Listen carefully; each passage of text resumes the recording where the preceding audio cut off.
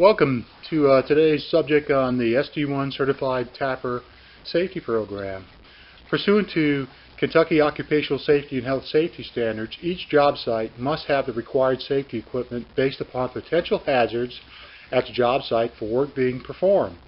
Although SD1, the district, is not responsible for proper safety practices on the job site, if we observe that proper safety equipment is not in use, we will not be able to make the inspection. Entry into SD1 manholes will require a submittal of a site safety plan prior to entry.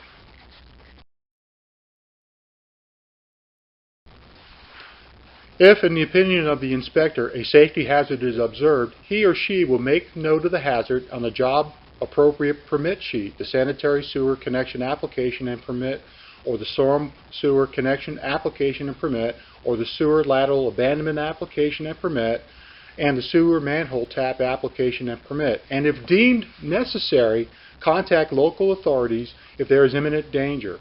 If an inspector is unable to complete the inspection, another inspection must be scheduled and a re-inspection fee will be charged as noted on the tap violation form. Entry into SD1 manholes will require a submittal of a site safety plan prior to entry. This submittal shall be sent to Tracy Watson and upon approval shall be kept in your company's file. This procedure is being enforced to promote the well-being of you, the public, and the district's inspectors.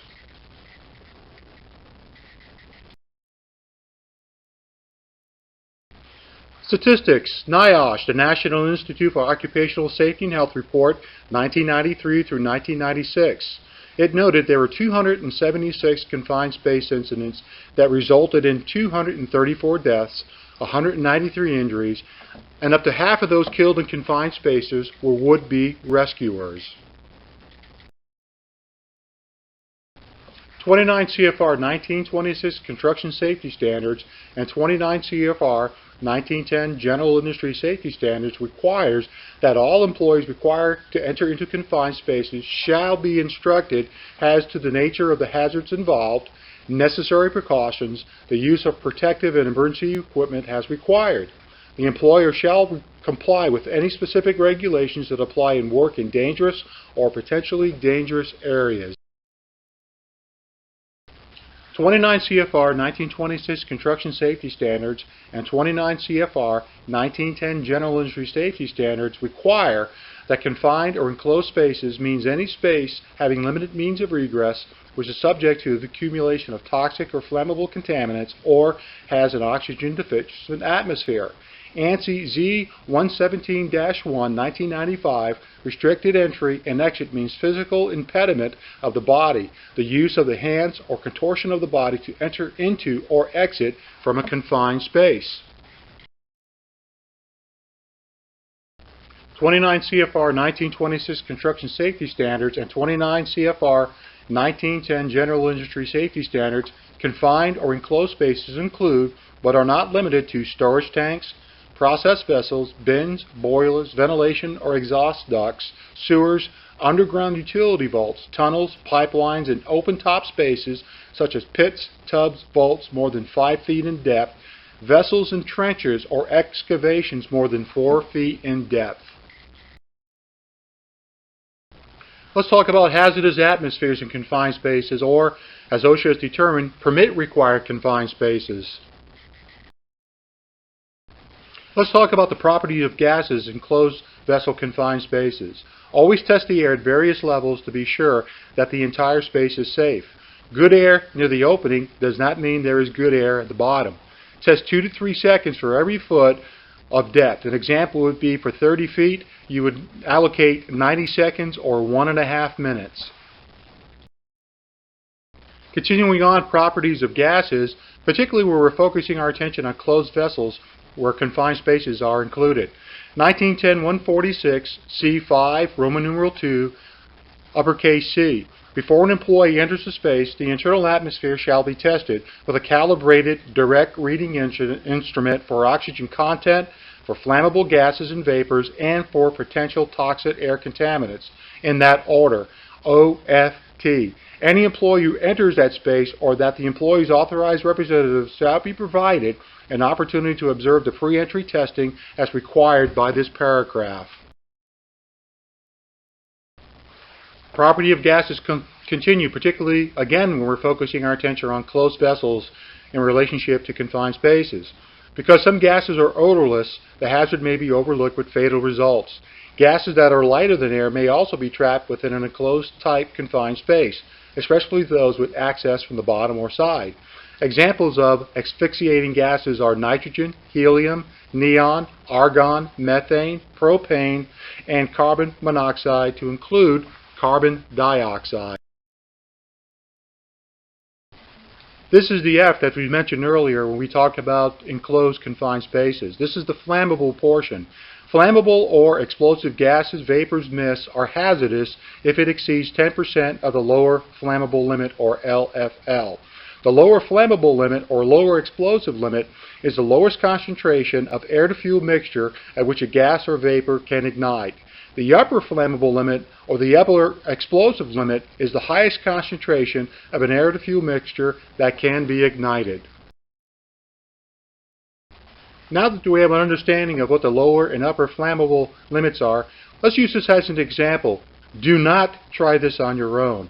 Example would be if you had a small container of gasoline and you had a cigarette and you were to throw the cigarette, you would go through the vapor stage. After going through the vapor stage, you would go to the lower explosive limit, all the way to the upper explosive limit, and all the way to the non-flammable or too rich limit, all the way until you reach the liquid level, thus extinguishing the cigarette. Again, do not try this at home. This is purely being used as an example to explain the lower and upper flammable limits. Continuing on, let's talk about flammable atmospheric dust. These are dust that comprise of hydrocarbon-based product. They too would be indicated on a lower explosive limit and an upper explosive limit, not easily indicated on a direct reading instrument. But look at this case in point. What happens to grain elevators if we had enough concentration of flammable dust in the air? What typically happens to them? They normally explode. Why is that? It's because of spontaneous combustion. The right concentration of dust are present in the air, indicating that we have an explosive mixture, and then we have an ignition source, which therefore causes an explosion.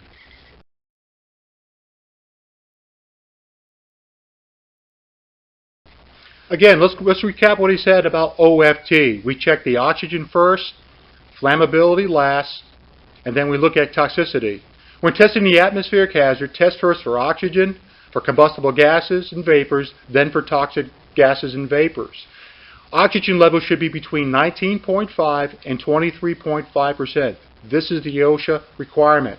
Flammability levels should be less than 10% of the lower explosive limit. Toxicity are indicated by short-term exposure limits, permissible exposure limits, recommended exposure limits, time-weighted average, time limit values, ceiling, and IDLH.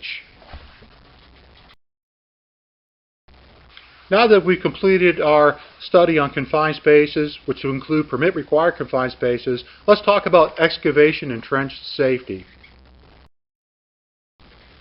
Look at this example. What do you see here?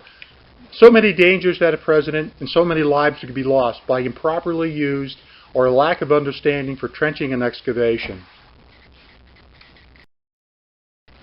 Let's talk about the requirements for protective systems. Protective systems mean a method of protecting employees from cave-ins, from material that could fall or roll in from an excavation face or into an excavation, or from the collapse of adjacent structures. Protective systems include support systems, sloping, benching, shield systems, and other systems that provide the necessary protection to employees.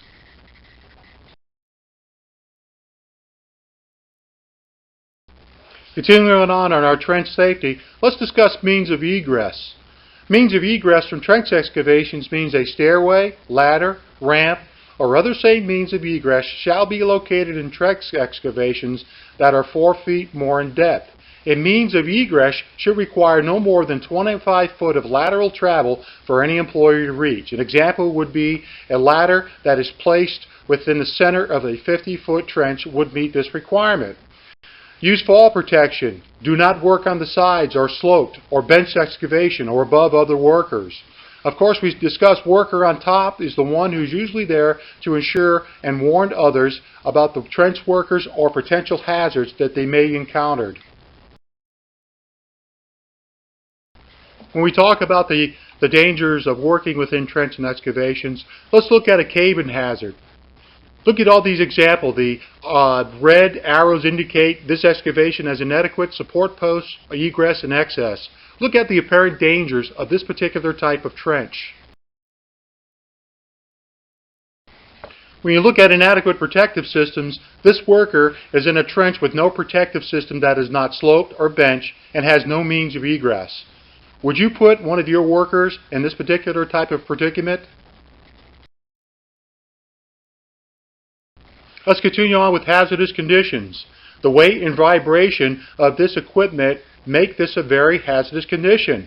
Workers should not be working in a trench unless they're adequately protected against vibration, and they should have a good understanding of what type of protective system should be used in order to ensure their safety. Going on with hazardous conditions, don't place spoil piles within 2 feet from the edge of excavation. Measure from the nearest part of the spoil pile to the excavation edge. Place spoil piles so rainwater would run away from the excavation. Place them well away from the excavation to ensure that you do not have any lateral stresses that would cause a trench to fall in on workers, particularly if you're using benching and sloping methods in conjunction with protective type systems. Here's an example of a continuing hazardous condition, particularly with water. When water is present in excavation, it's extremely hazardous to enter. Note that these workers are not wearing hard hats to protect them from materials falling on them.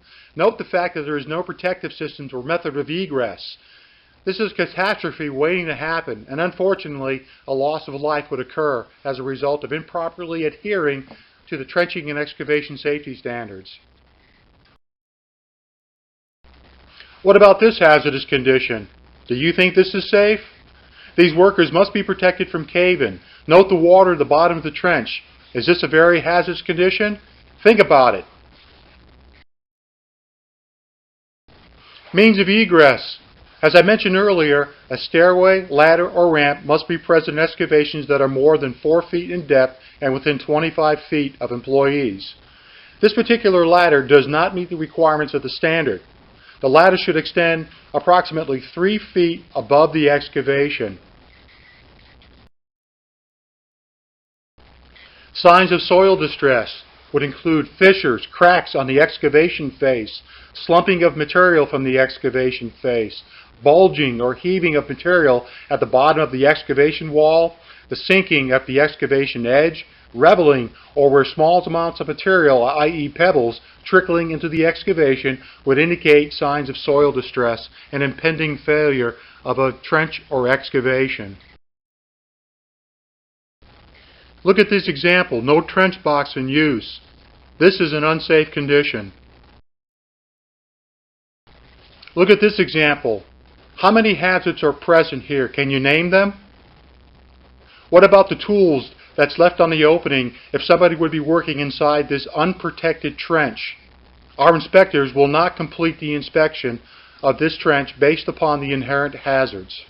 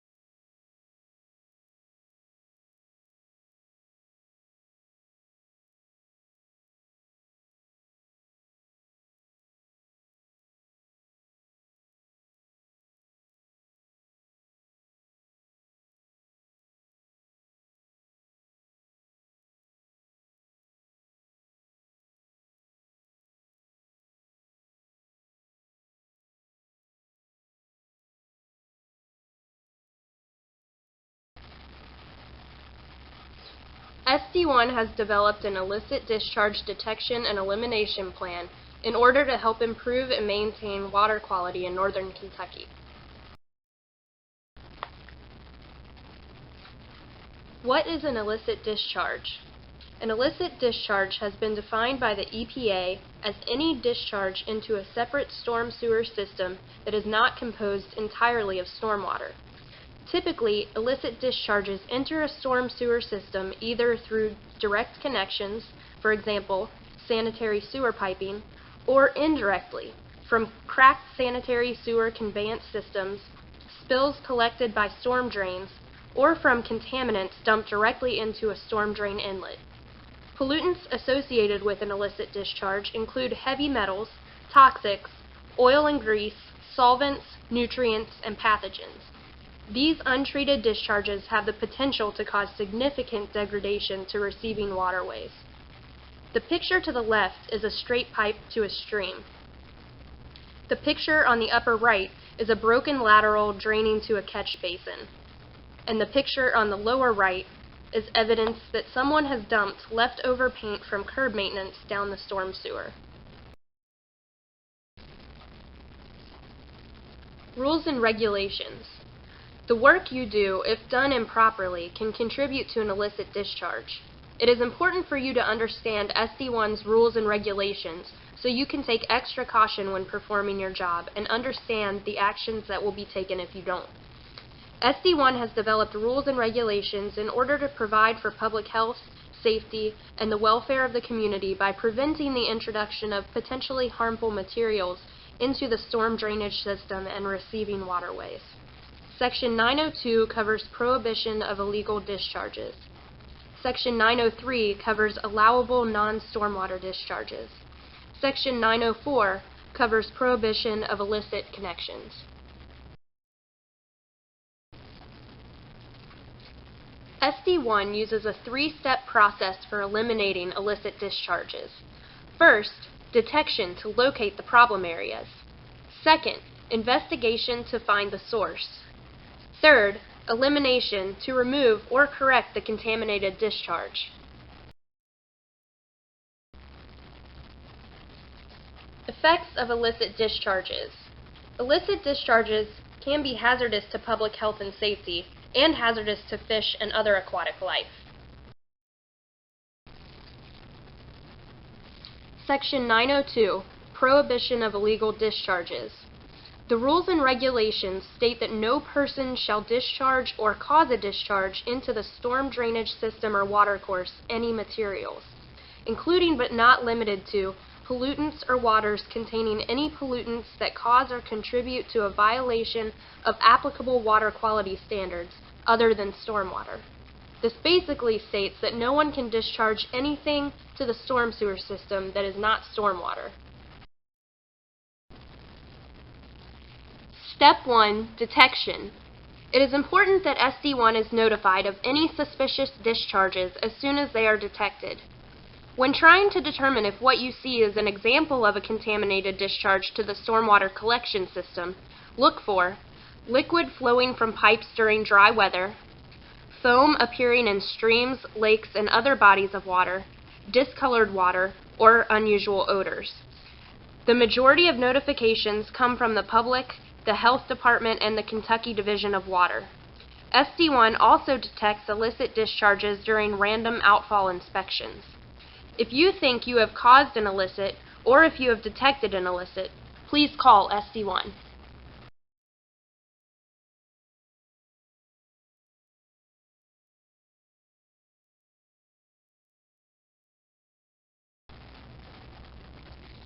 Step 2. Investigation. Once a possible contaminated discharge has been reported to SD1, crews will perform an inspection to determine the type of contamination and the exact location or discharge point.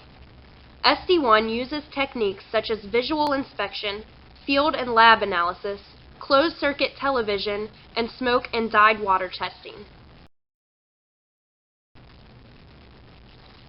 Step 3. Elimination.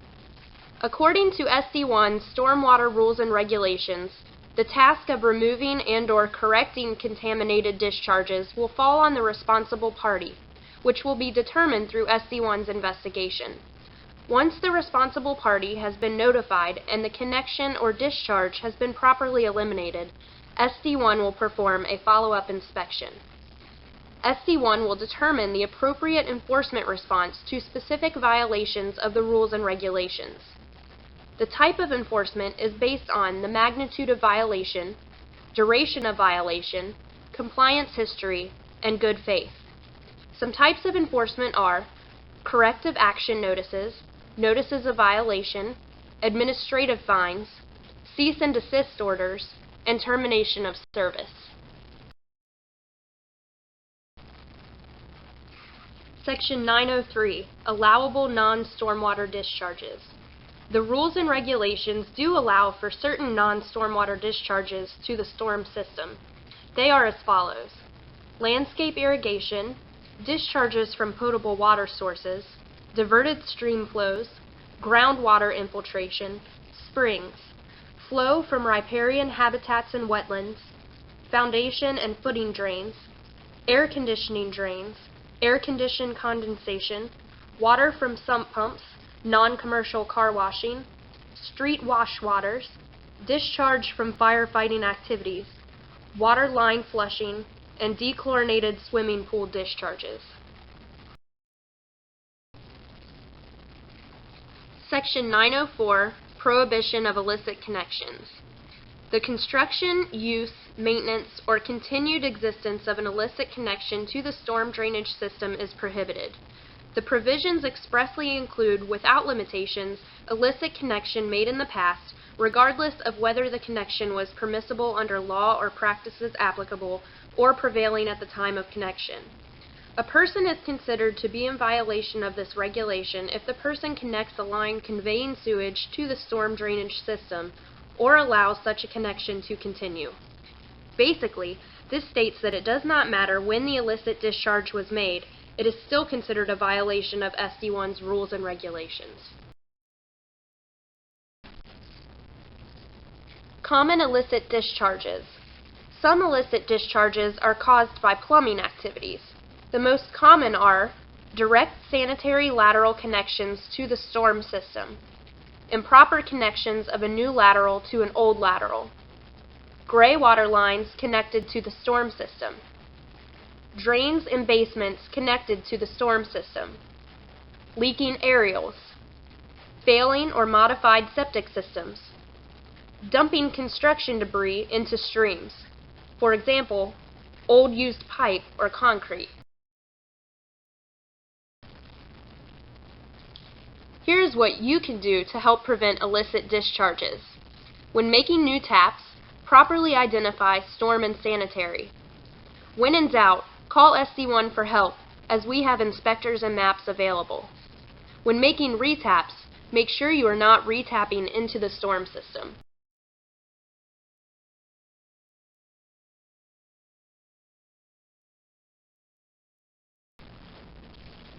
Fats, Oil, and Grease Management Program started January 1st, 2012. SD1 must develop and enforce a fats, oil, and grease control program to ensure that fats, oil, and grease accumulation does not restrict the capacity of the sewer system and contribute to the sanitary sewer overflows.